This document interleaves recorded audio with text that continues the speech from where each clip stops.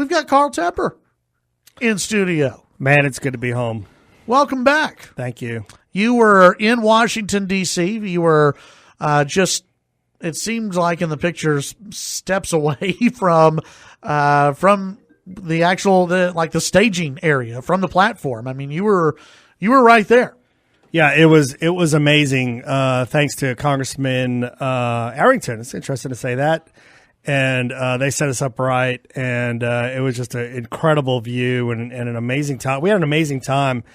Despite the protests you saw on television, everyone around D.C. was very cordial, friendly, talkative, and the metro, the guys who direct around the metro, the subway underground, were really helpful. So even the guys at the rental car place in Baltimore were just fantastic. So hospitality is just in Texas sometimes, although that's what I usually encounter. But everyone had their best face on for this inaugural.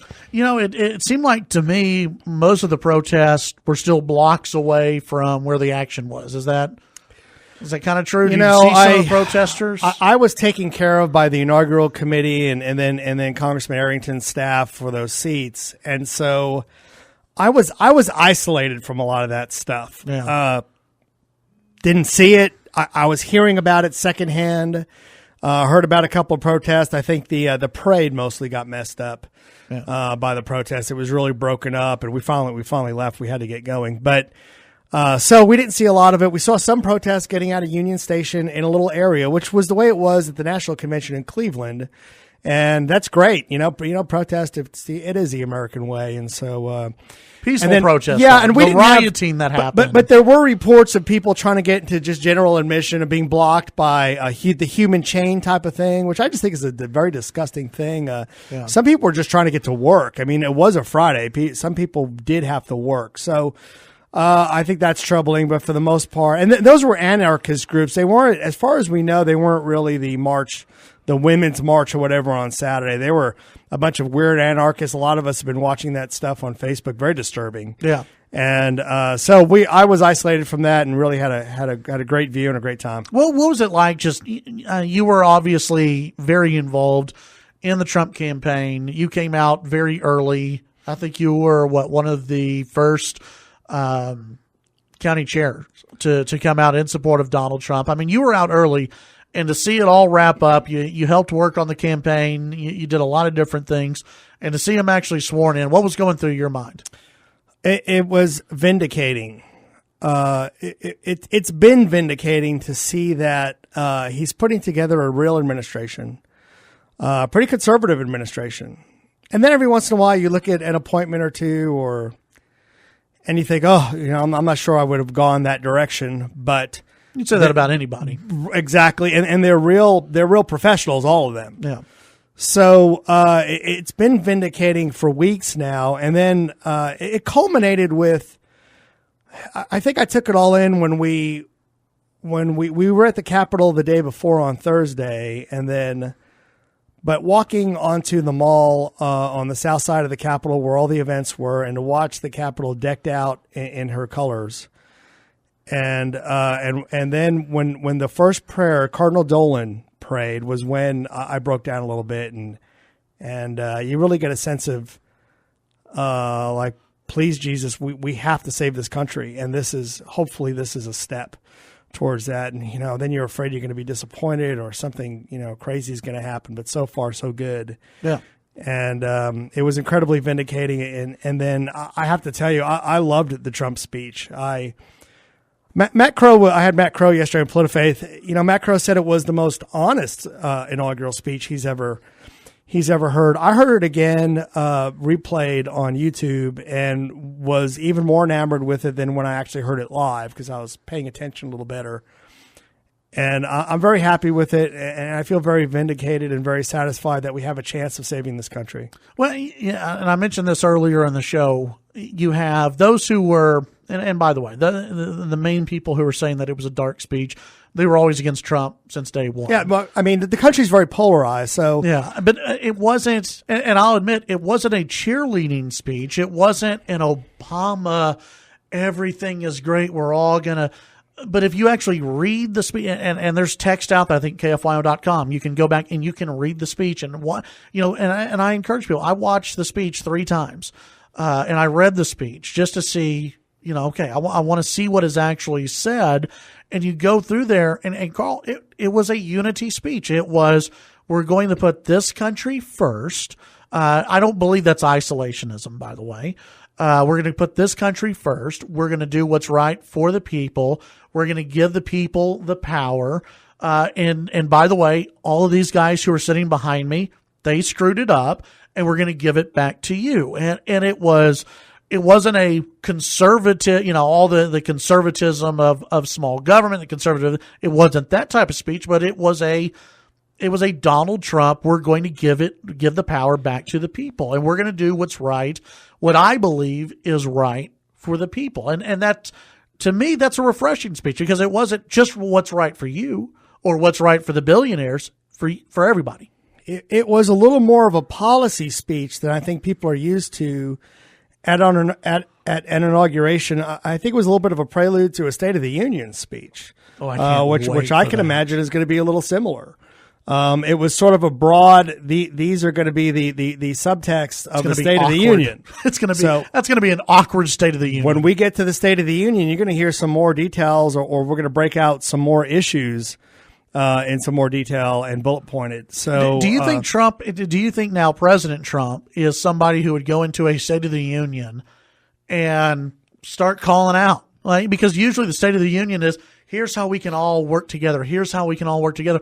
I see Trump doing a little bit of that, but I also see him going, here's where you screwed up. Here's where you screwed up, and this is what we need to fix because you screwed it up. Right? I mean, it's going to be a little awkward for some of these guys. I think, there's a good chance that he's going to annoy, just as he did on that podium on Friday. He's going to annoy both sides. Yeah. Because, look, a lot of people don't have forgotten very quickly that the Republicans had the Congress and the presidency for a little while during the George W. Bush administration. And despite 9/11 and military spending, they spent. I mean, they just went crazy in spending under the guise of 9/11 in some ways. And so a lot of us conservatives were very disappointed and very annoyed by that.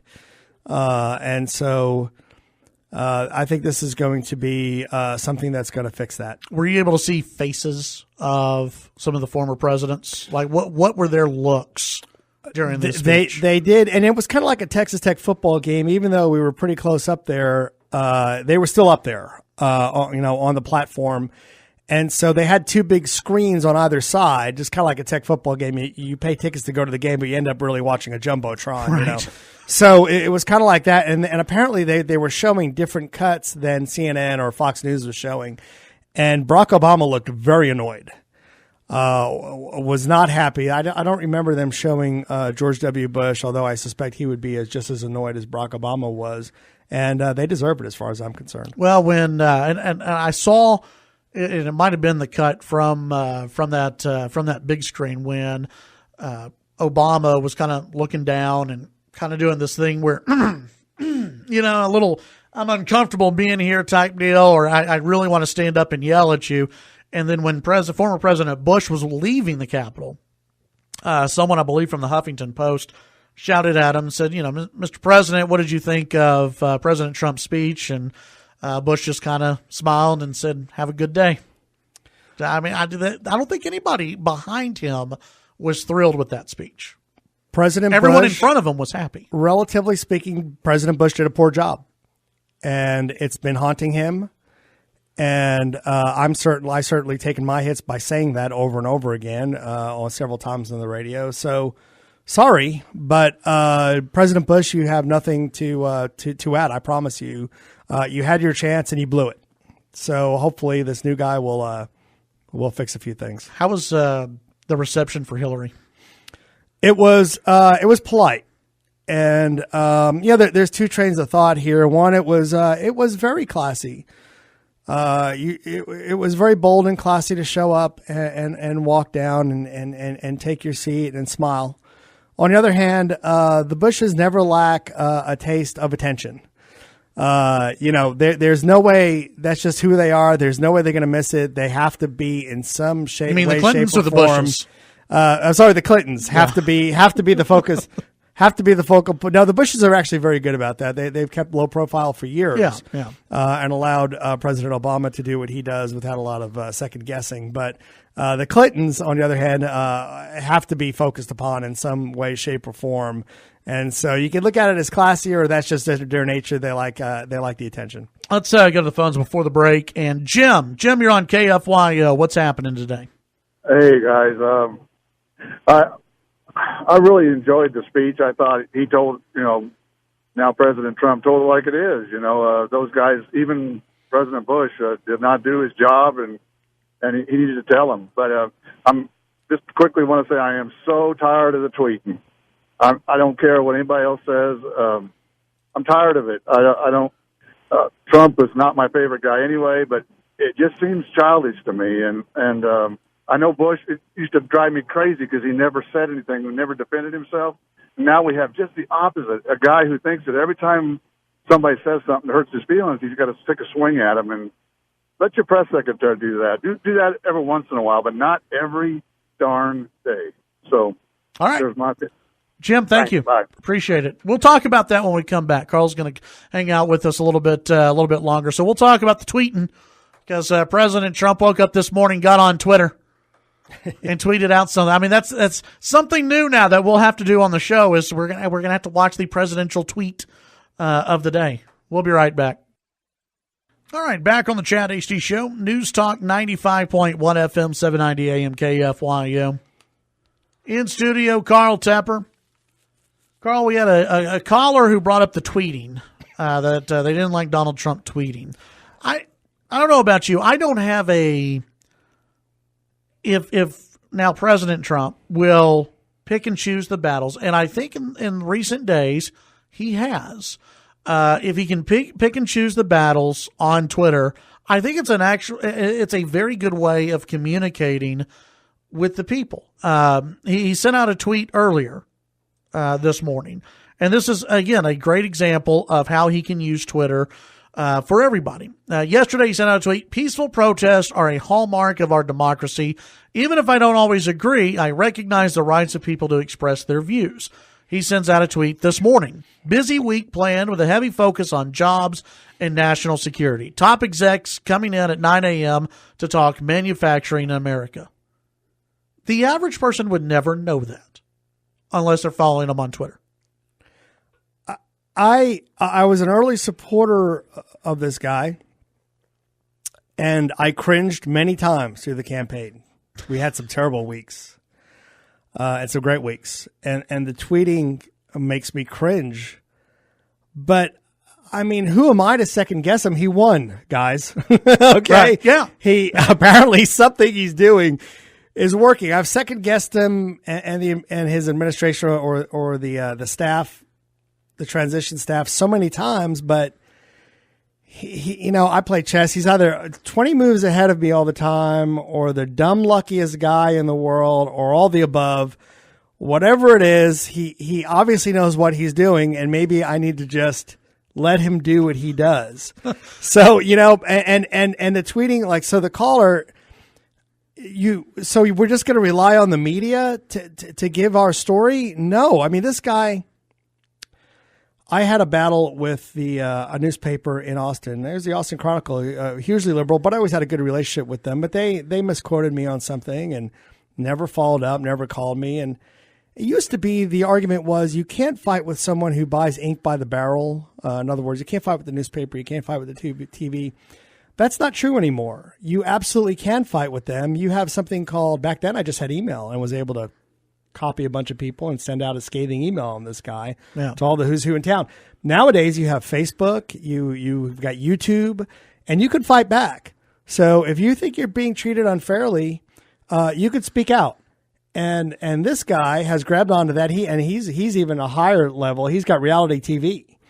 If he wants it. So you've got reality TV, Twitter, Facebook, and darn it, he's going to fight back, and he should. I want my side of the story out there. I want his side of the story out there. I may agree or disagree. Believe me, I disagree with it's funny to say, I'm so used to calling him Mr. Trump, President Trump.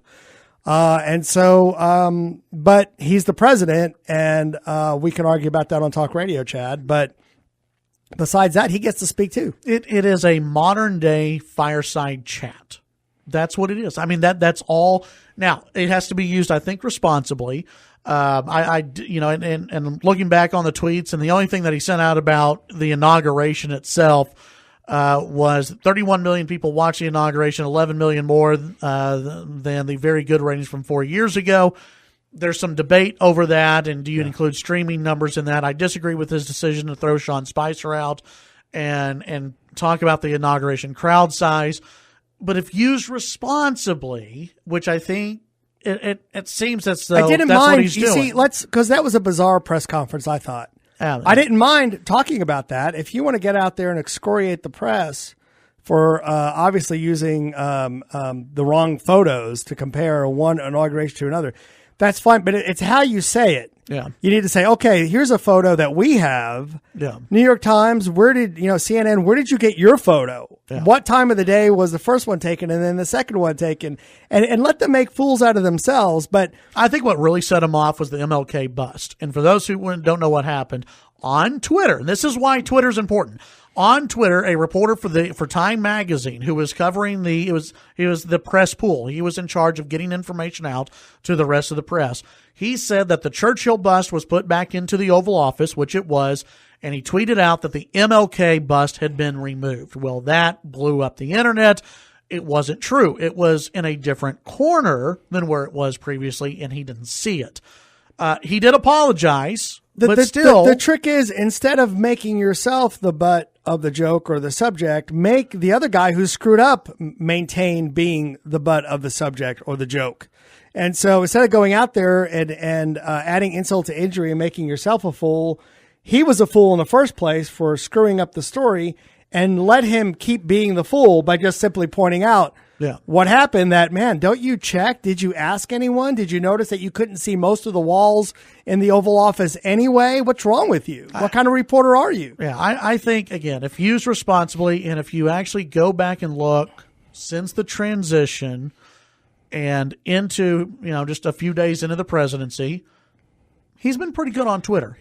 Someone's gotten a hold of him, and he's been pretty good on Twitter, and it is a way of communicating in this century and this year. With the White House press pool, and the big picture is they have put them on notice that if they screw up, if they misrepresent, they're going to call them out, and they're going to make them famous real fast. Now, some of those guys might like that. But if you're pointed out and made famous for being incompetent, I'm not sure that's the type of press you want. Listen, it's going to make, or it should make, the press better. If they're called out on their BS, it should make them better in the long run. I think. I did an interview recently on fake news. We might talk about that on the backside of this break. But the mainstream press is responsible for a lot of fake news, and they need to watch out because people are starting to call them on it. We'll talk about news, the press, and, oh, yes, the Women's March when we come back. All right, welcome back. Chad Hasty Show, News Talk, KFYO. Carl Tepper in studio. Phone lines are open, by the way. Want to hear from you on the inauguration on the first weekend of President Donald Trump. A weekend that showed, WikiLeaks sent out a tweet saying that because Donald Trump, at first Kellyanne Conway, she kind of stirred the pot a little bit, saying that Donald Trump would never release his tax returns because people don't care. The White House later walked that back a little bit, but WikiLeaks sent out a tweet saying, well, if he won't release them, we will. Really? Yeah. So WikiLeaks kind of turned it on President Trump there. Oh, no.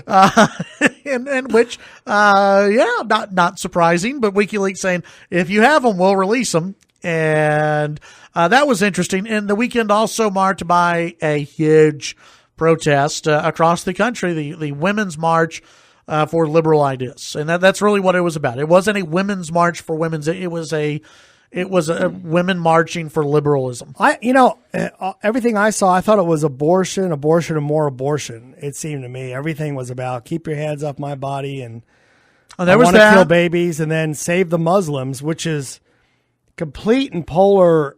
Yes, if you have more Muslims and Sharia law, guess what you're going to get?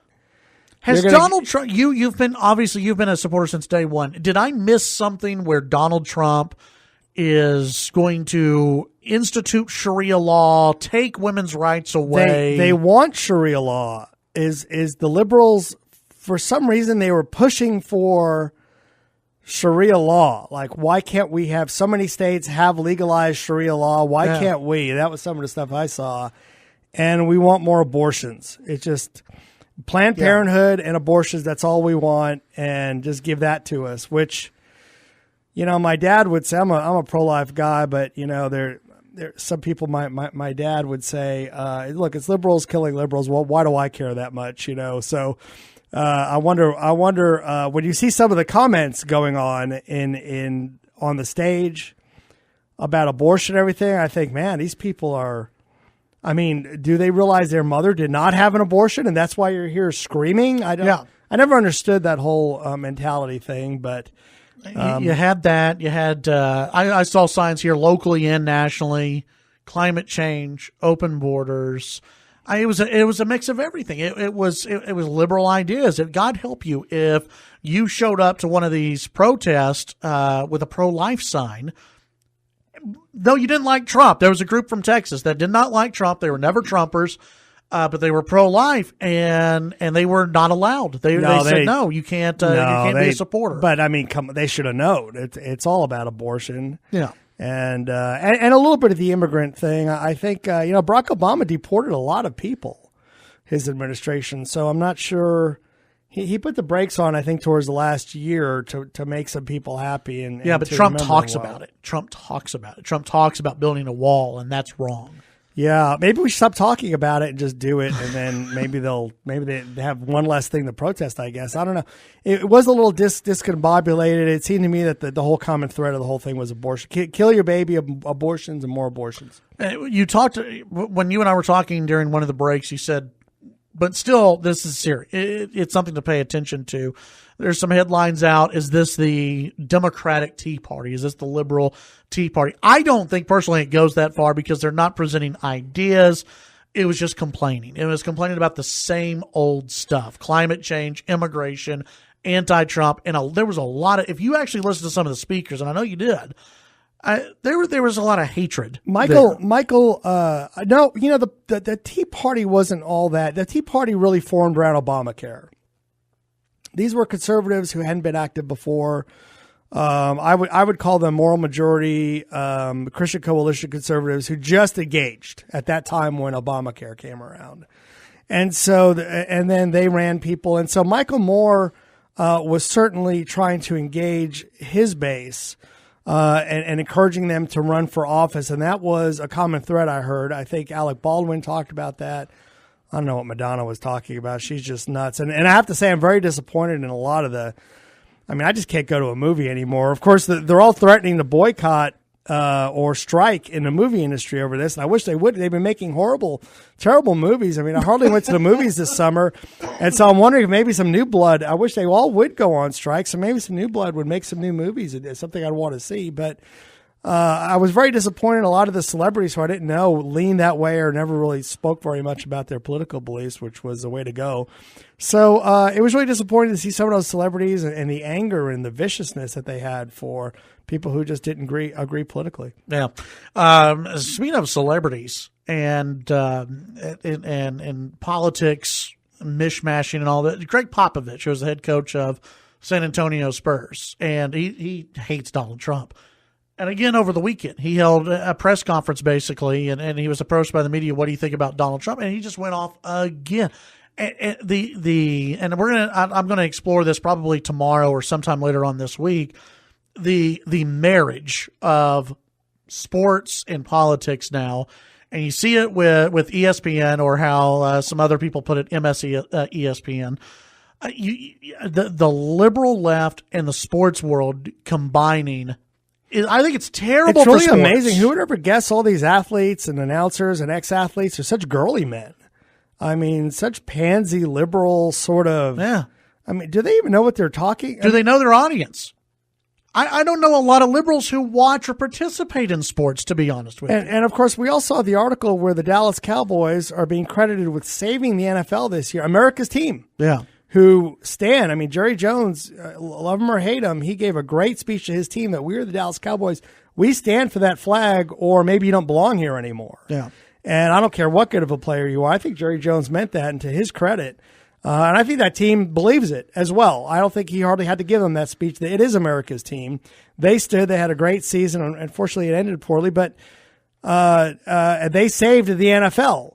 And I'll tell you right now, if the Dallas Cowboys aren't doing well, for me, the Jets, by the way, if they start playing poorly, I'm not even sure I'm going to watch a Super Bowl. I could care less about either the teams left in there.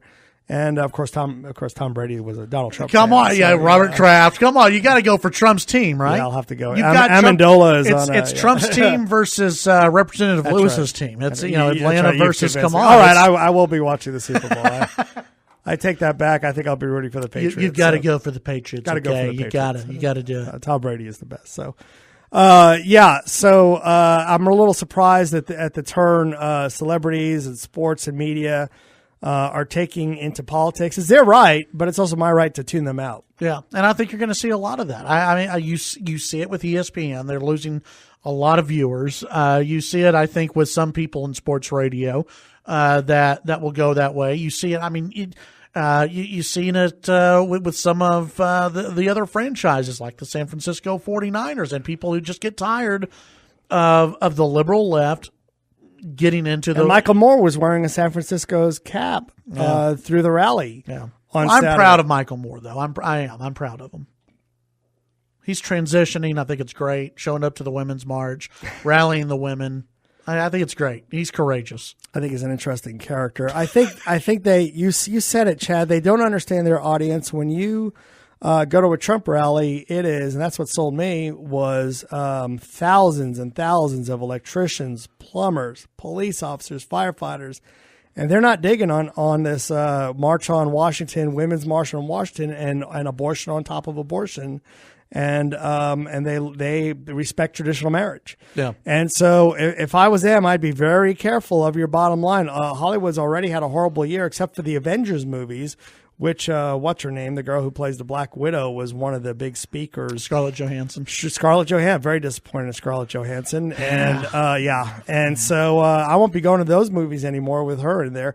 And I'm not usually a boycotter. Look, I drink Starbucks coffee. Okay, all the time. I'm not a big boycotter. I can't keep track of all this stuff. But I've kind of had it. It gets to a point with some athletes, some stars, where you're just enough is enough. I just don't want to support their garbage anymore, and I've got better things to do. Well, and by the way, I think it was is it Josh Whedon, whatever. Who does he do the Avengers? Josh Whedon? I don't know. Director who was talking about wanting to see Paul Ryan dead. Really? Yeah, wanting to see Paul Ryan dead. And of course, that blew up on a little bit on the internet. To me, when I see stuff like that, why am I going to go see your movie? Why am I going to pay? Why am I going to hand you my money when you're out there wanting to see the death of Paul Ryan? And Madonna, wanting to blow up the White House, and they'll get. I don't know if they're caught up in the moment. Ashley Judd. I used to love Ashley Judd. Ashley Judd is just a nutcase. She's crazy. She is. She's nuts. Absolutely crazy. And so I've really had it with these folks, and I think they need to, go back to making movies. And by the way, you've been doing a really poor job at those movies. It really was a terrible year in Hollywood, except for Star Trek. Yeah. And maybe one other movie I saw, and I'm a moviegoer, but there was nothing out there that was interesting, new. Actually, television's been much more interesting between Netflix, between The Man in the High Castle and things like that. High quality shows that you can follow. Oh boy, I saw some of those signs though, comparing Trump to that. Because really? Trump, Hitleritarian. It just. Well, and those are falling on deaf ears. It used to be a big deal when someone called you a racist or a Nazi, and now it's. These words and these labels are bandied about so much that they've degraded the meaning of those words. Yeah. And it just bounces off you now. Yeah. All right, when we come back, we'll wrap up today's show. Your phone calls as well. Chad Hasty Show, KFYO. We'll be right back. Chad Hasty Show, News Talk, 95.1 FM, 790 AM KFYO. Our friend Carl Tepper hanging out with us. Carl was in Washington, D.C. We're also taking your phone calls, by the way, if you want to call in about Trump's first weekend, his first day. Hands off my body, Chad. Hands off my body. Going to make a sign, carry it around. Let's see. Something that I did want to bring up with Donald Trump and the back and forth with the media. And by the way, the media has a very low approval rating, lower than Trump's approval rating. Not quite as low as Congress's approval rating, but they've got a low approval rating. I think 22% or so is the media's approval rating. So listen, the president here, it's not like I don't think he's completely out of bounds with the average person, because the average person, when they look at the media, they don't necessarily trust the media. They don't necessarily trust the government. It's something that I think is also bringing more attention to what's happening in government. And if it's played right, it could be beneficial for Republicans. Could also hurt Republicans, because there could be Democrats who get more involved. But last night I was watching CNN, and they had a panel with I think 45 people on there, and they were going through and they were previewing. They were like, "Hey, tomorrow at 1:30, I think it was 1:30, is the first briefing," and they were previewing a briefing, a White House briefing, and that's never done. You don't hear the media previewing a briefing and telling people, watch the briefing and see what's going to happen. And I think it's good for all of us, because we're going to hear what the administration says, hear what the media says, and then we all get to analyze it and break it down. Well, and now they're just going to beat up that guy on that bizarre briefing on Saturday. Spicer, probably going to pound him for a while. I would warn everyone, you've got to be disseminating of everything you hear, healthy skepticism. And I had a Avalanche Journal reporter call me about fake news, and what do you think fake news is? I said I've thought all news is fake news for 30 years now. There's a bias in all the news, and I think that the biggest disservice to the American people is the media trying to tell people that they're non-biased, fair and balanced. There is no fair and balanced. It's everyone's got an opinion. And somehow that opinion is weaved into every story using keywords like the word tolerance, or you'll have a story about the right wing president, and then the next story will be about how Adolf Hitler was right wing. So that makes that connection that Ronald Reagan was like Adolf Hitler or something. So they use keywords, and it might even be unintentional, but I think most of the time it is intentional. Every time you hear a number, question that number. Who paid for that poll? Where did that poll come from? What university gave it? Who funded it? You've got to be disseminating in everything you hear. So that little voice inside you that says that can't be right, that doesn't meet the smell test, like global warming. Most of that stuff just doesn't meet the smell test. Venice, Italy is not underwater. Neither is Manhattan. So there's usually more to the story, or just question everything. And finally, question government, question corporations, be disseminating, and it's healthy. The only thing you need to and that's why the only thing you need to rely on is yourself, your family, and God. After that, if you trust Donald Trump or McDonald's or your university, forget it. You're going to be disappointed every time, I promise you. Yeah. I think with this administration, and I've got a lot of, and Carl, wasn't 100% on board at the beginning, but I'm hopeful for what this administration can bring. At the same time, and there have been a lot of people who are new to talk radio within the last 8 years, okay? And so they're used to talk radio in the last 8 years, critical of the administration. Let me tell you something. We're still going to be critical of whatever administration's in there, because that's what that is. But this one will be a lot more fun. It's going to be a lot more fun. But every administration, and there's no politician alive that is above criticism. Okay, every single politician, whether it's Donald Trump, whether it's Jody Arrington, whether it is anybody on the city council. I have noticed something though. All of them need to have their feet held to the fire. There's a trend in America where I really complimented the rental car guy the other day. It was a great little car. It had great service there. We never compliment enough people. Mayor Pope, Dan Pope, did a great job at the State of the City the other day. Jody Arrington has hit every major committee he's needed to hit, and is off the ground running. His staff treated us fantastic. It was great to see the Lubbock people that he's hired, and Texas Tech people in his office in Washington. We don't compliment our people enough, and I think every once in a while we need to say something that these people work really hard, and every once in a while they deserve a little kudos. Listen, right now, you can't really say anything bad about Arrington. I mean, the guy is.